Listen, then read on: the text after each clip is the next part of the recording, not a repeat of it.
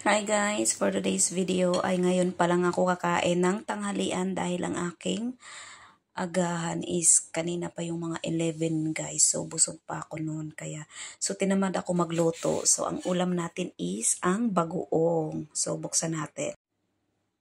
Guys, tanawa tong ulam ko guys. Yes, maglagay lang ako nito dito. Syempre ang ating kanin ay mainit pa. Huy! Day, kalami. Tinamad na ako magluto, late na magluto. So, para mamaya na lang. Tapos ihalo na to na. Kinsay mo ka og ingani. So, let's eat. Dahil ganito ang ulam day pag madalian day, pag gutom day. Kailangan ana ra siyang tirada day.